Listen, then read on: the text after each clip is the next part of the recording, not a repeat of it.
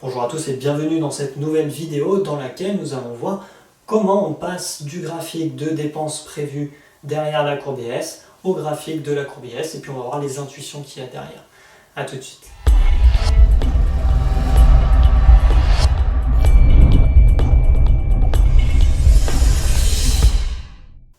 Alors cette vidéo est extrêmement importante parce que on va faire un petit récap de ce qu'on a vu jusqu'à présent. Donc jusqu'à présent, qu'est-ce qu'on a vu? On a vu les différentes fonctions des variables macroéconomiques. Ensuite, on a donné une petite intuition de cette courbe IS et rapidement on allait regarder ce qu'il y a derrière. Et derrière, on a vu qu'il y avait le marché des biens et services avec ici un équilibre entre la demande effective et la demande globale. On avait montré quelles étaient les forces qui nous ramenaient à chaque fois à l'équilibre et on a également étudié différents équilibres en intégrant des politiques budgétaires au niveau du marché des biens et services. Mais maintenant, la question qu'il faut se poser, c'est comment on passe de ce graphique à ce graphique, ou de ce graphique à ce graphique. Parce qu'au final, ce graphique, c'est simplement le zoom de ce graphique. Donc forcément, il existe une relation entre les deux. Donc quand on regarde, en abscisse, on a bien le revenu. Donc ça pose pas vraiment de problème. Ce qui pose problème en revanche, c'est que ici on a des courbes qui sont croissantes, alors que ici on a une courbe, une droite, qui est décroissante. Alors comment comprendre ce passage, ce lien entre ces deux graphiques?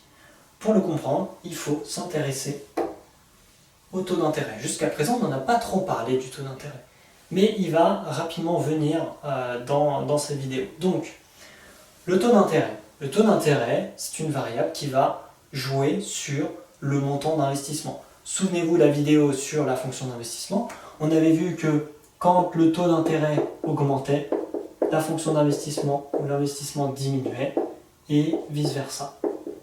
On avait ce qu'on appelait une relation décroissante de l'investissement et du taux d'intérêt.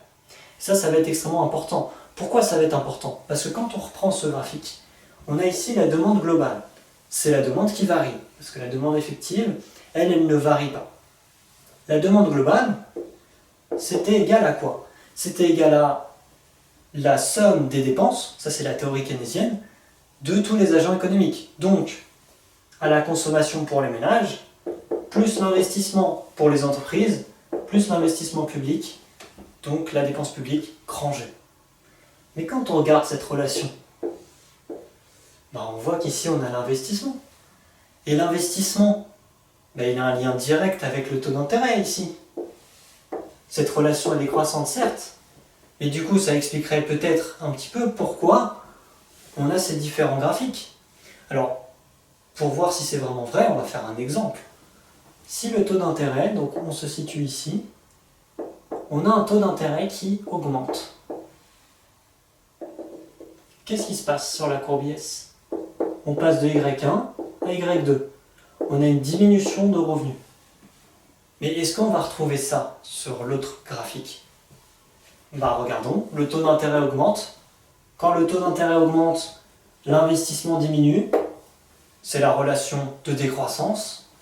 Donc l'investissement ici, il diminue. Comme il diminue, D2 est inférieur à D1. Et ça, on l'a vu dans la précédente vidéo, quand D2 est inférieur à D1, et la courbe diminue. Donc on va changer de courbe. Et du coup, on va voir une baisse de revenus. Donc la baisse de revenus qu'on voyait sur ce graphique, on va la retrouver également dans ce graphique en passant par l'investissement qui a sa relation de décroissance avec le taux d'intérêt. En fait, il est là le passage. La passerelle, elle est ici entre les deux. Donc en fait, qu'est-ce que c'est cette courbe IS? Parce que maintenant, on va pouvoir la définir. On a passé quelques vidéos dessus, donc on va la définir. La courbe IS, elle est là pour synthétiser la relation du taux d'intérêt avec le revenu, et le revenu induit l'équilibre du marché des biens et services entre la demande effective et la demande globale.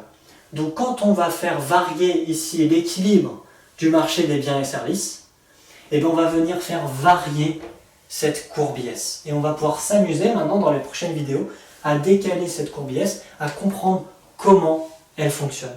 Donc voilà, n'hésitez pas à vous repasser cette vidéo, elle est extrêmement importante pour comprendre le lien entre ces deux graphiques, parce que c'est vraiment ça qu'on va vous demander en termes de rédaction et de compréhension. Donc voilà, j'espère que cette vidéo vous a plu, n'hésitez pas à liker, à partager, puis moi je vous dis à très bientôt dans la prochaine vidéo. Ciao à tous.